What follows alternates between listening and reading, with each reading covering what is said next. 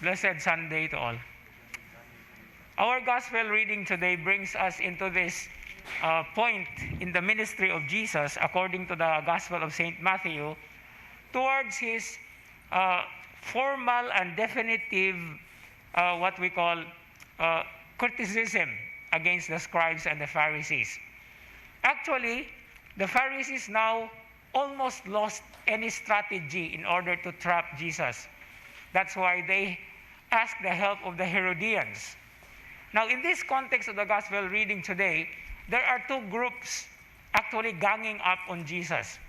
The Pharisees, who actually uphold the so-called the religious dimension, and the Herodians, representing the loyalists of the Roman Empire.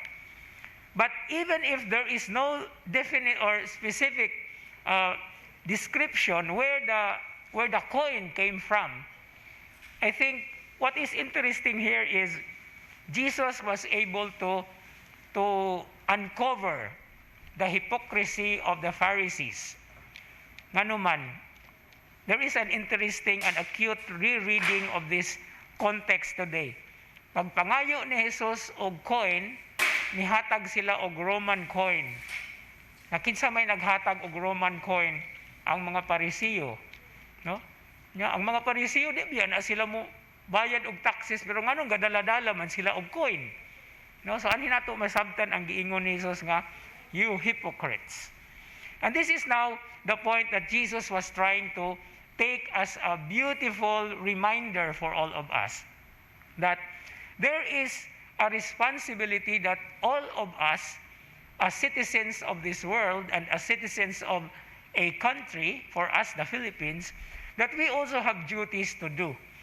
And we do not neglect these duties for as long as they are for the good of humanity, for the good of all people. But he reminds at the same time that we also have to do the duties that we have to God. And this is now where the Christian faith takes on a very colorful dimension. Nga ang atong pagtuo dili lang day alang sa atong kaugalingon lamang, but we also have to do something for the good of all, for the good of the country, for the good of society. And this is one interesting thing and point that we have to take into account, because in the first reading today, the one that was considered the instrument of God's salvation for his people, who will bring them out of exile, was not a Jew, was not an Israelite king, but was a foreigner, Cyrus, the Persian king. And the first reading today calls him God's anointed instrument. In other words, there is always a great understanding that societies in the world, within the world, around us, among us, na ay mga maayong paagi in order to help us grow as human beings and hope, and in a way help us in cultivating our spiritual duties. That's why whether or not it is the state or the church, we are working for the salvation of all. And in the strict sense, the Jewish people do not have that sense of separation of church and state.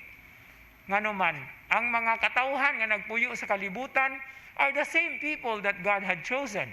But they have to transform whatever is worldly, whatever is already good, in order to nourish and enhance the spiritual dimension of our existence.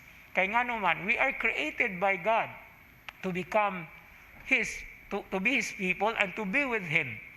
And so this is now the point that it put actually into a confusion or a quandary among the people. But there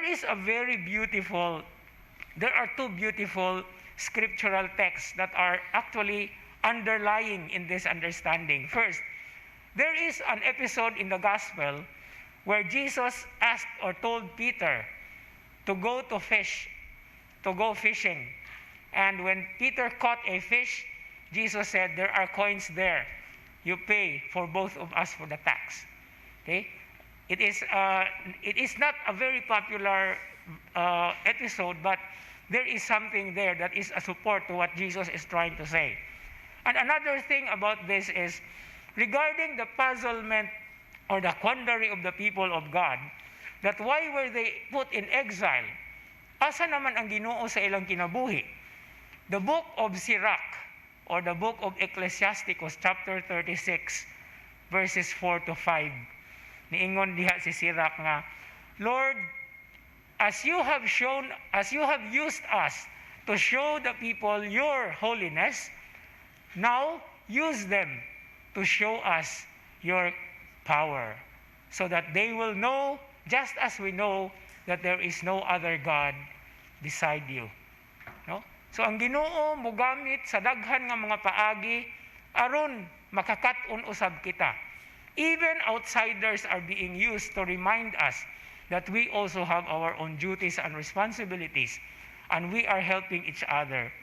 Perhaps, finally, in our experience nowadays, makaingon kita nga ang simbahan gisulayan usab pinaagi sa daghan nga mga dili maayo kay madungog nato bisan asa. I don't want to specify it, but you know what I am talking about. Ang simbahan gisulay tungod sa pangagamhanan, gisulay tungod sa mga panghitabo, but it is not a way of destroying us, but it's encouraging us and to build us up. You know, usahay manggod ang atong tendency is we become so complacent. No, we become so overconfident nga naaga ni mahitabo, wala na. But when we are put into a test, that is the time when we have to come to our senses and realize that this is one way of God's making us understand that as we go on the journey of the faith, naa sa tay daghan nga mga tulumanon, naa tay daghan nga mga atubangunon, that along the process, we are being strengthened, not that we are being destroyed. Muna nga nindot kayo ni nga pamalandungan nato karon, no? And sometimes we come to say that siguro tungod sa atong ka overconfident, gisulayan usab kita or sulayan gyud ta kung asa gyud kutob ang atong pag-ampo ug atong pagtuo.